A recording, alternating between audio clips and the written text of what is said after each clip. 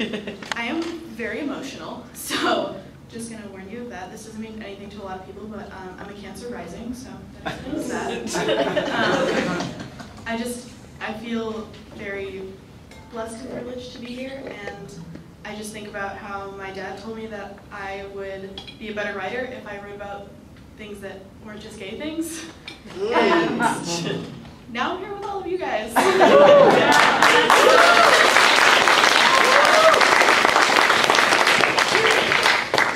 This is an excerpt from a novel that I am working on. Basically, the thing you need to know is that it is about 3 teenagers who love each other very much, and they have these sort of everyday magical powers. The main character, his name is Lucky, and he is a beautiful non-binary Jewish boy who can't die. And yeah, so this is from that. At 6 years old, Lucky earned his name. A tree in the very center of the trailer park, a maple that stretched its shade wide across the lawn, had known his weight many times. His hands, stained with sugar and grass, would reach for its branches, while his mother stood on the sidewalk and called him by a name that was no longer his. The hole in the tree was just the right height for a foothold. A perfect climb started with a perfect foothold, with a knowledge of the tree. Lucky had never been a fast learner, but he was a creative one. He ran his hands up and down the bark and the branches until he could climb it in his dreams. After that, he spent every minute, waking or otherwise, crawling towards the sky. The fall took him by surprise. It knocked the air out of his lungs, and for a moment, everything was a perfect black.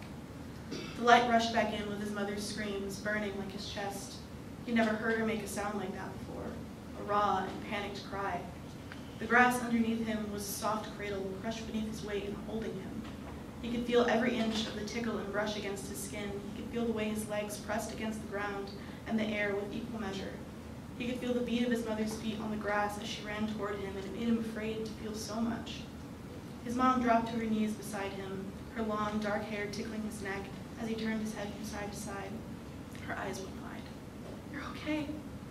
And as soon as she'd said it, he felt it too. She pulled him close, muttering Hebrew and breathing in the smell of him, alive. "Lucky," she said, soft, a desperate song. "Lucky, lucky, lucky girl, my God." Lucky, lucky, lucky, he thought, eyes on the branches stretching above them both. Lucky boy. In the span of a year, Lucky managed to cheat death 3 more times.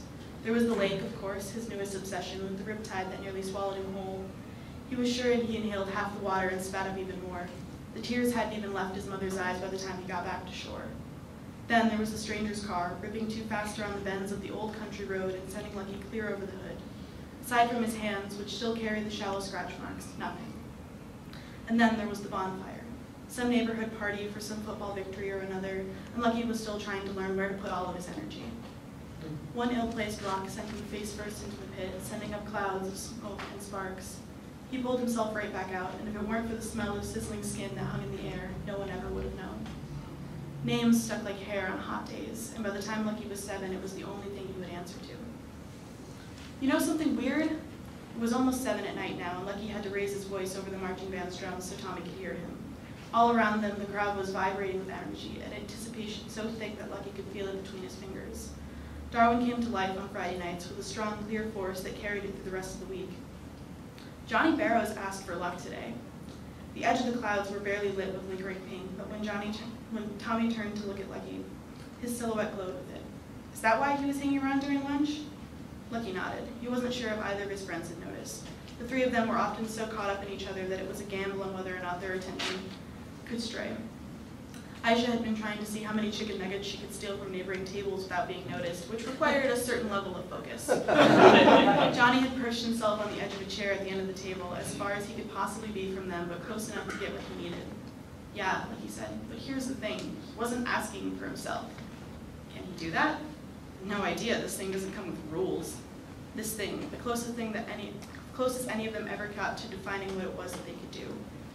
Tommy made a quiet, thoughtful noise and looked down. Around his neck hung the old digital camera he'd managed to get for a fair price at the flea market last summer, and the long metallic painted necklaces that Lucky had finally talked him into wearing for the game.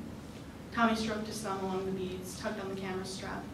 His eyes lost their focus. He got that way sometimes, going so far back into the tunnels of his brain that Lucky could hardly see him.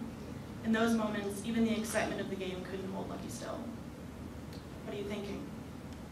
I don't know, Tommy said, his gaze still trained on the camera. Lucky reached 2 fingers out to him, slow enough to give him time to move away, and tapped them against Lucky's wrist, their oldest ritual. That made Tommy look up, made him smile, if only faintly. Thank you.